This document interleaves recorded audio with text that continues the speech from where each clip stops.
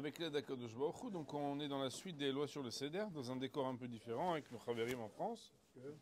Et vont étudier Siman Tavain He. Tavain He, c'est 475, Yeter Dîner à Seder. Donc bon, il y a les lois du Seder. Là on va parler de la partie qui parle de Motzi Matzah. Donc il y a des choses à apprendre et des choses à savoir. Shulchan Aruch nous dit Itol Yedav Vivarech al Netilat Yadayim. Il se lavera les mains. Et cette fois-ci, contrairement au Karpas où on s'est lavé les mains juste avant dans Uchatz et on n'a pas fait de bénédiction, là on va faire Netilat Yadayim. Vikach Hamatzot Keseder Sheiniham. Et il prendra les matzot dans l'ordre dans lequel il les avait posées. Aproussa ben shtea shelemot, celle qui est tranchée, posée entre les deux qui sont entières. Veyohazem beyado, il les saisira dans sa main. Vivarer amotzi, il fera la bénédiction de amotzi ve'al achilat matzah et la bénédiction de asher kiddushanu b'mitzvotav etzivanu al achilat matzah. Ve'achar kach, et après cela, il brisera de celle qui est entière et qui est supérieure. Et, sous-entendu, il brisera aussi de celle qui est tranchée, ça veut dire celle qui a déjà vécu la brisure du Yahat. Mishetehem beyahad, des deux ensemble, sous-entendu, l'action de briser doit se faire sur les deux ensemble. Veitbelem bemelah, d'après le Shulchan Aruch, il trempera cette matzah, ces matzot dans le sel. Alors, vous savez que tremper dans le sel, c'est toujours plus compliqué quand c'est des matzot que quand c'est du pain. Donc, il peut aussi, soit symboliquement, soit saupoudrer. On va voir tout à l'heure. Si je sautais les mots du Rama qu'on reprendra après, il est dit Veyochelem be'aseiba be'yahan kazait mikolehan. Et il les mangera. Vous savez que Yochelem, c'est une enclise avec le complément qui est attaché, comme s'il était marqué Veyochal Otam, Veyochelem Be'aseiba, et il les consommera, il les mangera Be'aseiba de manière accoudée, Beyahad ensemble, sous-entendu de celle qui est supérieure et de celle qui est intermédiaire, on parle des matzot, Kazait Mikolehad. Un Kazait de chacune d'entre elles. Nous allons revenir bien sûr sur ce sujet qui est très important puisqu'il est contraignant et qu'il faut savoir où la contrainte commence, où elle s'arrête, quelles sont les raisons, etc. Le Shulchan Aruch nous dit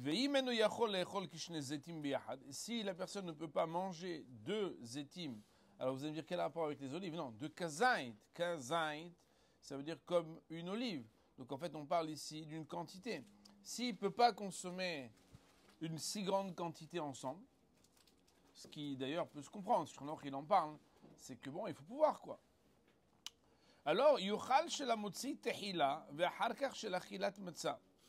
Il consommera et mangera d'abord, sous-entendu le kazaï du motzi, préalablement, et après, il mangera la matzah de achilat matzah. Alors, nous allons faire une pause dans la lecture du Mechaber sur cette partie, puisqu'en réalité, après, on va parler directement de la partie maror, c'est-à-dire la consommation du maror. Vous vous rappelez qu'il y a motzi, matzah, après il y a maror, etc. Donc nous allons reprendre, maintenant qu'on a donné le texte de base du Shulchan Aruch, nous allons prendre les mots du Mishnah Brura et des poskim. Comme nous avons sauté les mots du Rama, méthodiquement nous allons les lire. Vous pouvez vous asseoir là. Vous pouvez venir là si vous voulez. Laurent, tu sais que c'est le seul shiur où tu n'as pas le droit de faire des commentaires comme ça. Haga, le Rama de dire Ve'en aminhag letovlam bemelar. Le Rama nous dit que ce n'est pas l'habitude de les tremper dans le sel. Belaïla rishona le premier soir, des patnakien sermela, parce qu'un pain qui est propre, entre guillemets, alors il n'a pas besoin de mela. Bon, c'est un sujet qu'on va voir. Je vous citerai aussi des petites annotations qui sont dans le Kafahaim. Prenons à présent le Mishnah Brura. Et Torqué des Dibour, au passage de le lire, on va devoir expliquer pas mal de choses, puisqu'en fait, ce Shulchan Aruch, il a l'air simple, mais en fait, il a quelques points complexes qu'il faut étudier. Et nous verrons aussi, dans les poskim, dans Rabben Sion Bashaol notamment, et dans d'autres, la problématique. Si nous croyons le Shulchan Aruch, et d'ailleurs il faut le croire, on doit manger 2 kazait. Alors, il nous dit le Shulchan Aruch, Mishnah Berurah, pardon, Sif Aleph, Sif Katan Aleph. Il est marqué, Itol Yadav, Utzelomar Afalgav, Shenatala Yarakot, ça veut dire que bien qu'il a déjà lavé ses mains pour les légumes, c'est-à-dire pour le karpas. Comme il a écrit à l'article 473, alinéa 6, sans faire de publicité, avec mes élèves, et on a étudié et enregistré le Siman Tav Ain Bet et Tav Ain Gimel, et vous pouvez avoir les cours qui sont donc écrits, traduits mot à mot dans le texte de Mishnah Berurah.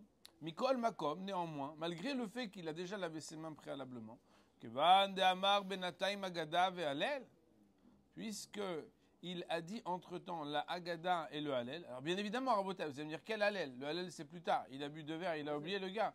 Mais on parle de la moitié du Halel qui est inséré à la fin de la partie Maguide.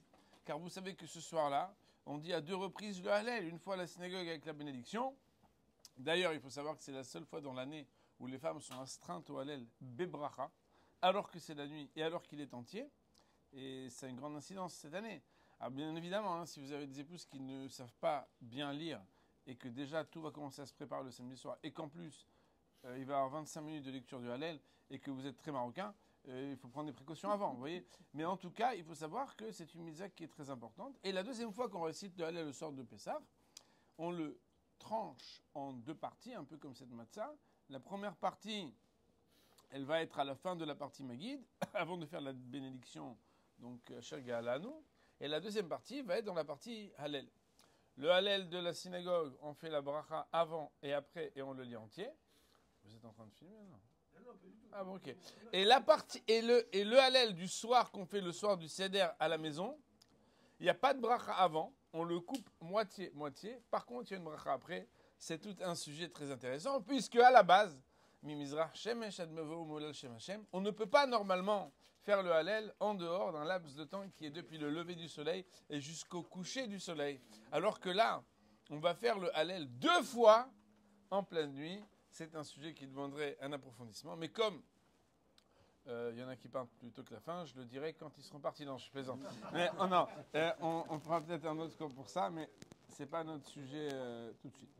En tout cas, donc, quand il y a marqué ici que c'est parce qu'entre-temps, il a dit la Haggadah et le Hallel, on ne parle pas du Hallel en entier et on ne parle pas de la deuxième partie du Hallel, on parle de la première partie du Hallel.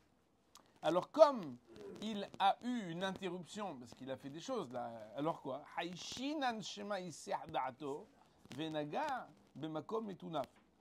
On craint que peut-être il a distrait son esprit de garder ses mains tenues par la propreté de la première ablution et qu'il aurait touché quelque chose de dégoûtant. Rabotai, vous comprenez que dégoûtant, c'est relatif, quoi. On n'est pas en train de dire qu'il s'est mis dans le nez. C'est pas ça qu'on est recherche. C'est que cette personne-là n'aurait pas fait attention parce que des fois, on a envie de se gratter, on soulève sa chemise, etc. Bon, là, on va faire une mitzvah. On va faire donc, en réalité, toute partie du corps qui doit normalement rester recouverte, si on soulève, même si c'est son bras, même si c'est sa main, même si c'est n'importe quoi, pour se gratter, etc., on doit se laver les mains.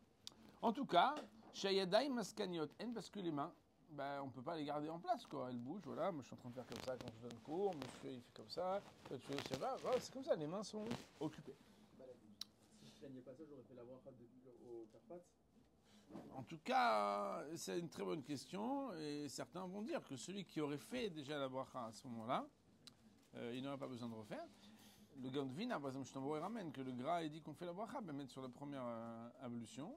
Mais de toute façon, donc de toute façon, à partir du moment où les mains, donc il y a deux, dans Siman Kouf Nunchet, il y a 2 raisons pour lesquelles on fait une Tetzedaim. Si c'est Mishum Nikiout, si Mishum Kdusha, etc. Bon, je ne peux pas rentrer là-dedans, mais en tout cas, ici, le terme qui est ramené, il a ramené Chayshinan. Voilà. Bon, vous savez que. Il nous dit Mishnah Berurah, Veyochazem Beyado, il les saisira dans sa main. Nous dit Mishnah Berurah, Kol Shloshtam. Toutes les 3. Et là, Rabotai, accrochez-vous bien, parce que même si vous connaissez, ça fait des années que vous êtes juif et que vous avez fait le Seder de Pessah, il y a quand même des choses que quand on ne les étudie pas dans les mots, on ne les connaît pas. C'est tout, on ne les invente pas. Ah, mais j'ai toujours pensé que, t'as rien pensé, t'as rien appris. T'imaginais que tu copiais sur les autres, et là maintenant tu apprends. Kol shloshtan, on tient les trois dans la main. Ha'elyona va'tahtona bishvil lechem mishte. Celle d'en haut et celle d'en bas, elles sont entières, et c'est lechem mishne. Lechem mishne, chaque Shabbat, chaque Yom Tov, on a 2 pains qui sont entiers. En souvenir des pains, qui est de la manne, qui ne tombaient pas pendant Shabbat et pendant Yom Tov, qui tombaient la veille. Ve'aproussa al-shem lechem oni. Et la matzah qui est coupée, qui est tranchée, al-shem lechem oni. Vous vous rappelez qu'on avait dit une fois, madarko shelani beproussa. C'est quoi l'habitude d'un ani? C'est qu'il n'a pas un pain entier. Donc il a quelque chose qui est tranché, qui est coupé. Et alors quoi? Il a les 3 dans la main. Il dit à quoi correspondent ces 3. Celle du dessus, celle d'en dessous, c'est lechem mishne. Celle du milieu, c'est lechem oni. Vivarer birkat hamutzi. Première étape, il fait la bénédiction de hamutzi lechem minaretz. Yaniach hashelishit leishamet miyado. Il lâche la matzah inférieure. Rabotai, lâcher, c'est pas qu'il nous la faire tomber et la casser. Lâcher, ça veut dire la poser. Vivarech ala perusa, im tefissat ha'elyona ala chilat matzah. Et il prononcera à ce moment-là la deuxième bénédiction, qui est la bénédiction qui revient sur la deuxième matzah, qui est la matzah tranchée, à propos de laquelle il va dire ala chilat matzah. Et il la saisit, toujours il la garde, avec celle qui est supérieure. Donc vivarech ala perusa, im tefissat ha'elyona. Il fait la bénédiction sur celle qui est tranchée, la deuxième matzah, avec le fait de garder dans la main aussi celle qui est supérieure. Il fera la bénédiction de alachilat matzah. Vivarech shte brachot terem ishberem. Et il aura prononcé donc les 2 bénédictions, hamutzi lechem minaretz et alachilat matzah, avant, terem veut dire avant qu'il ne les brise. Ou que Moshe mesayem amehaber ve'acharkar. Comme on le voit dans le Shulchan Aruch, il y a marqué acharkar. Si vous regardez Rabotai dans le Shulchan Aruch, il y a marqué que Veyohazem beyado, vivarer. Donc on est dans la deuxième ligne. Veyohazem beyado, il les saisit. Vivarer hamotzi ala chilat matzah. Ve'acharkar yivtza mashlema elyona me'apoussa. Autrement dit, c'est pas parce qu'il a fait un motzi qu'il va commencer déjà à casser la matzah du motzi. D'abord, il fait ces 2 bénédictions. Nous dit Mishnah Brura Sevktan Gimel. Mishteem beyachan. Il brisera les 2 en même temps. Il dit le Rav, Dea, car voilà, les kathila tzarich lechol mishneem bevatahat ou kidil kameh. A priori, il doit manger des 2 matzot, la supérieure et l'intermédiaire, ensemble, comme c'est explicité un peu plus tard dans la même phrase du Shulchan Aruch. Ve'alken, c'est pourquoi, puisqu'il doit manger les 2 ensemble, nachon sheya betzi'a gamken bevatahat velo bezaharze. Il est recommandé. Le mot recommandé, ça veut dire que c'est pas grave si tu l'as pas fait, mais c'est comme ça que ça doit être fait normalement, de les briser en même temps et pas successivement. Kedé shelo yeh hefsek ben betzi'a rishona la'achila. Afin que la brisure qui suit la première bénédiction ne soit pas loin, en tout cas le moins loin possible, de la bénédiction qu'on a faite. Nous dit le Mishnah Brura Sevktan Dalet, ça se rapporte sur les paroles du Rama, qui avait dit que l'habitude du Rama, c'est que on ne trempe pas dans le sel. Rotzel Omar. Bien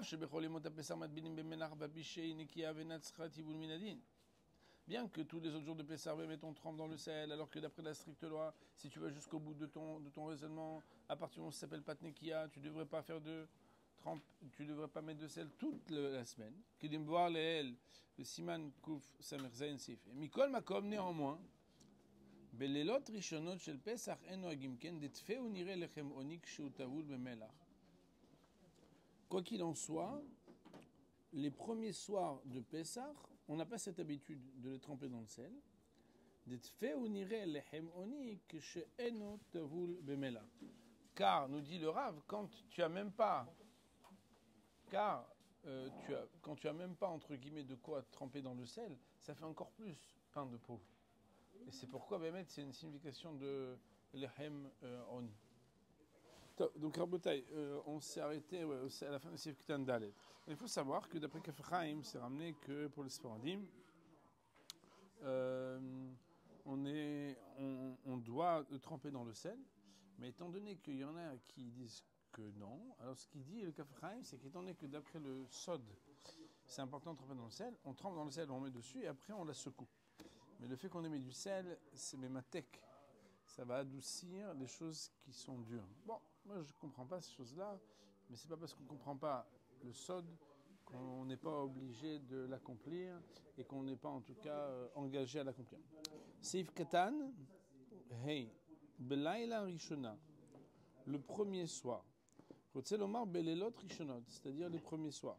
Ça se rapporte sur ce qui est écrit que même si tout le reste de Pessah, on a l'habitude de tremper le pain dans le sel, donc le Shabbat, la semaine, etc., le soir de Pessah, on ne le fait pas.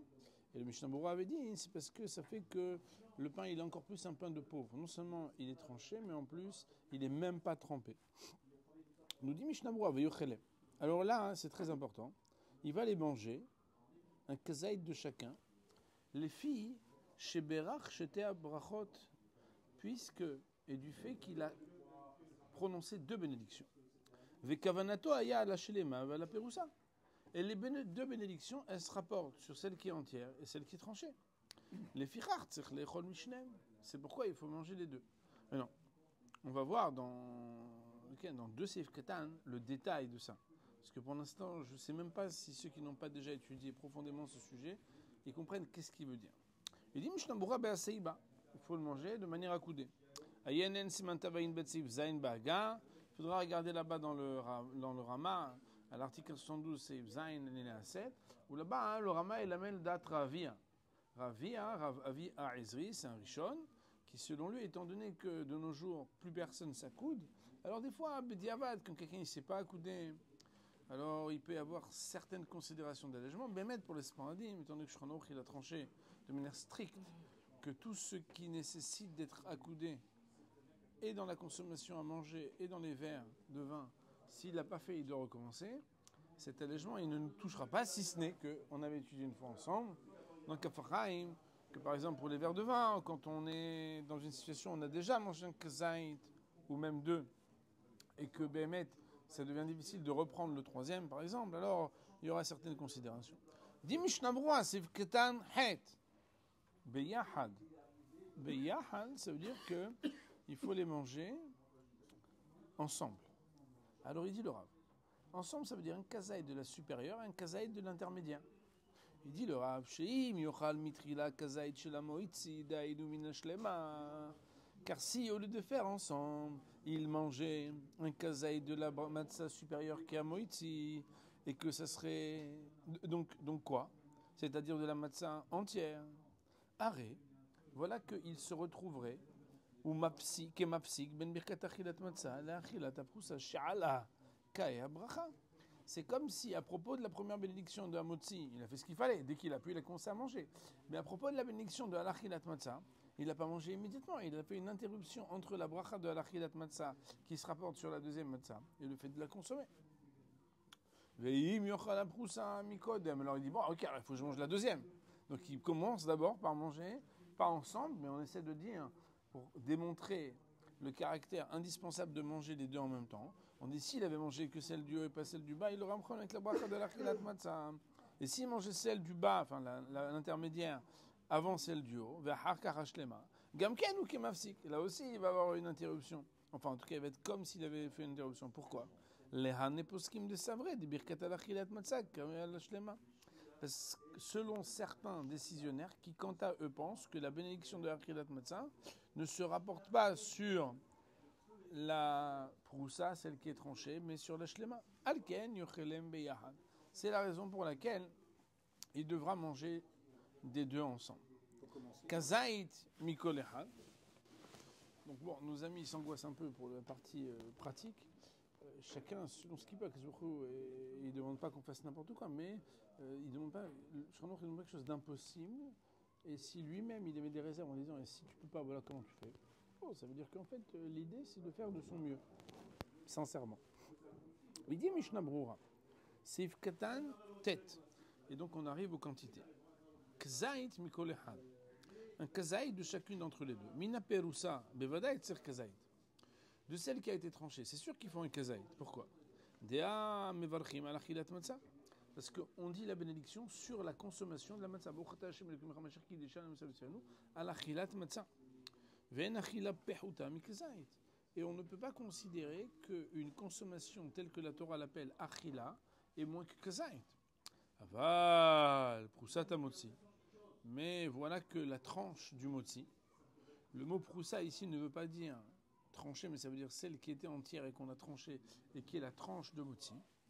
Alokai malan, voilà qu'il est établi pour nous un principe. De amotzi mevarchin, afilu al pahot mikazait.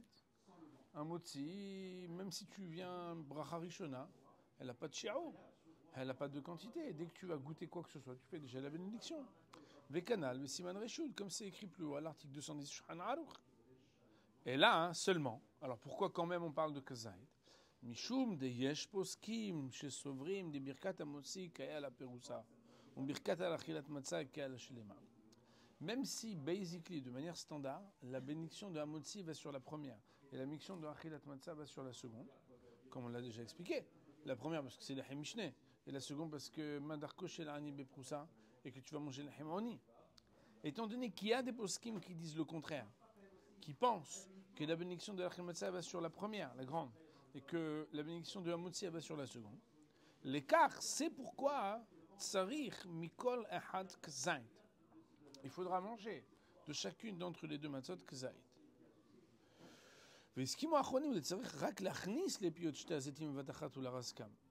Et les dictionnaires sont d'accord que la seule chose qui te demandait, c'est de le mettre dans ta bouche et de les écraser ensemble, les deux kazay.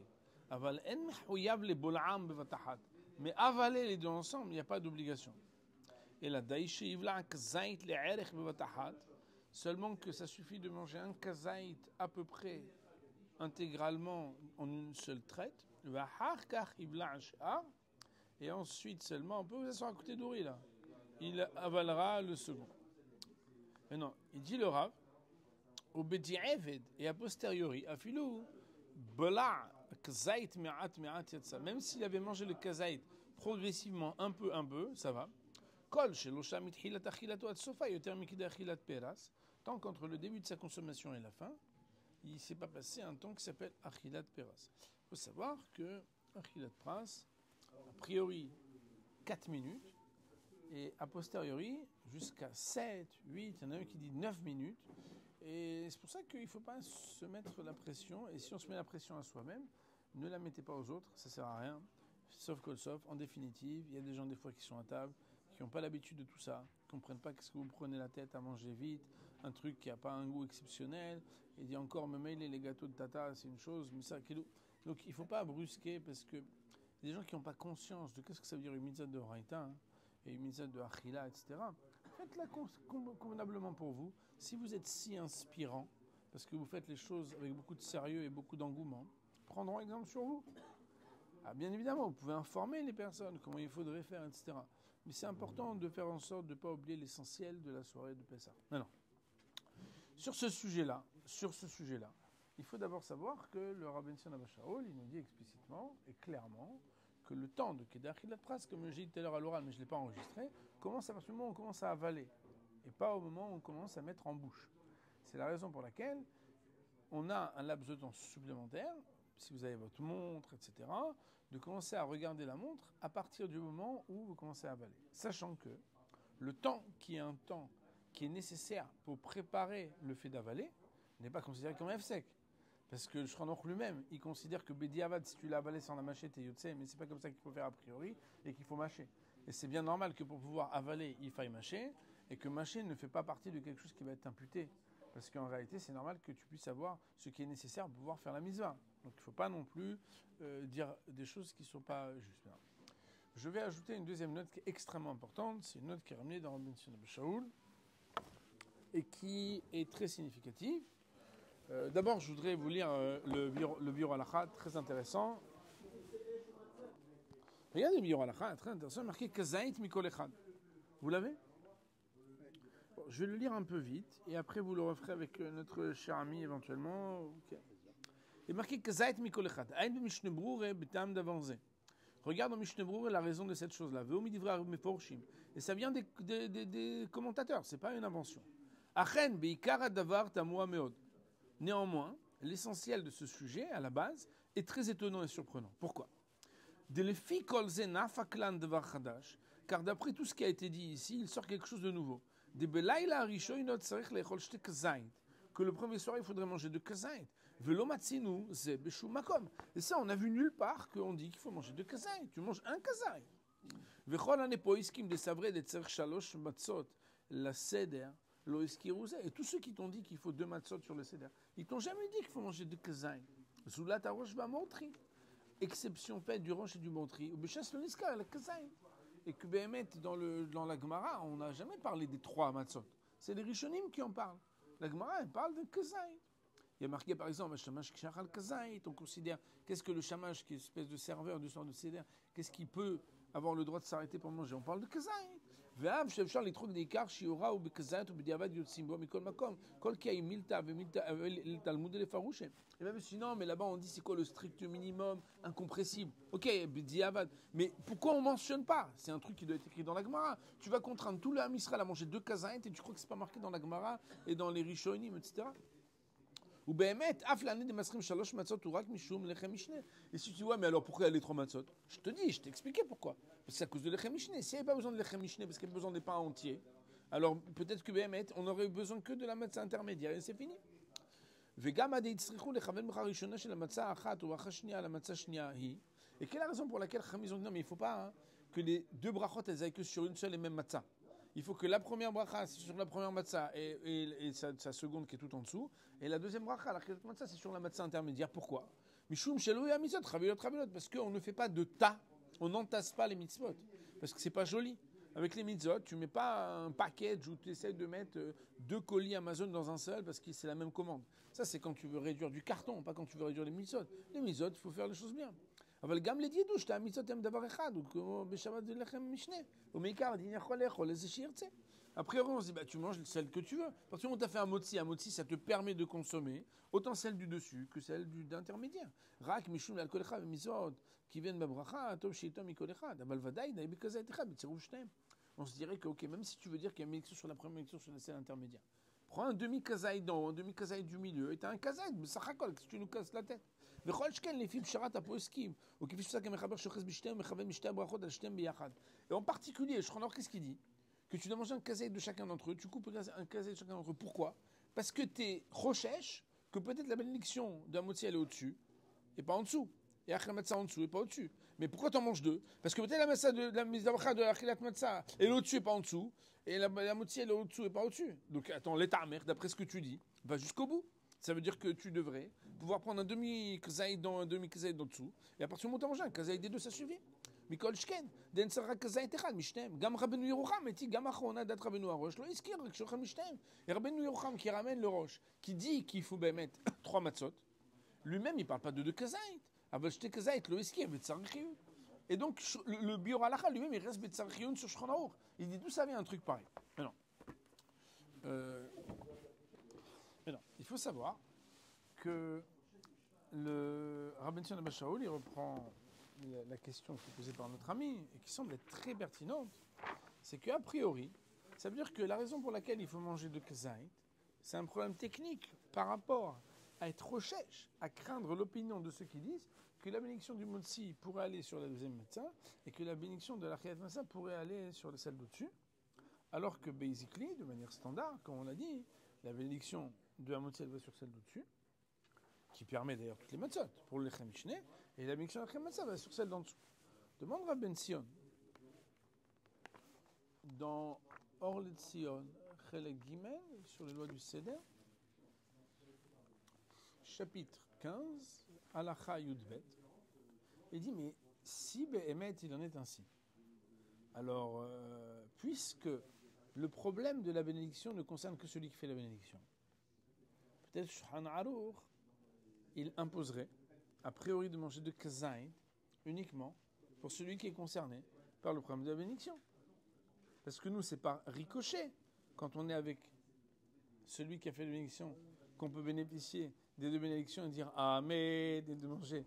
Mais nous, en réalité, avec un seul kazaït, alors ça devrait suffire.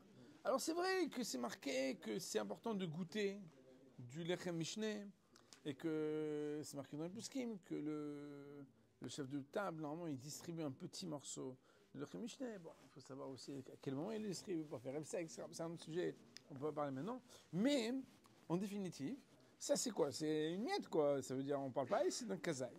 Il dit le Rav que d'après la stricte loi, d'après la stricte loi, il suffirait de manger un seul kazaït. Il dit que Mikol Makom, néanmoins, le minag, c'est de manger 2 kazaït et vechen roïlinog.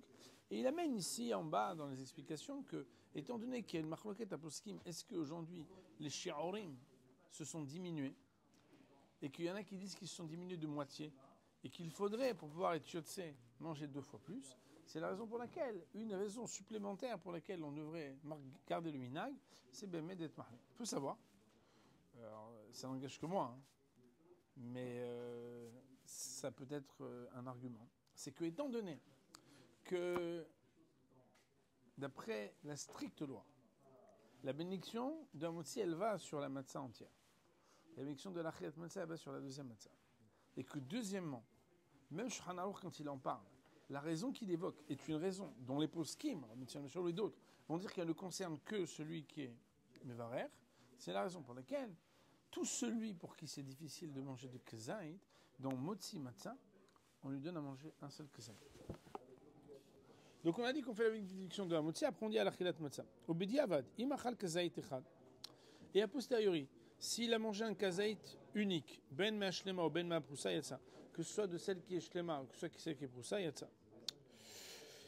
On prend maintenant la partie qui parle du maror. On est dans la dernière ligne, enfin l'avant-dernière ligne du Shulchan Aruch, il est marqué V'acharka ikar kazait maror v'yishkaenu kulo b'haroset.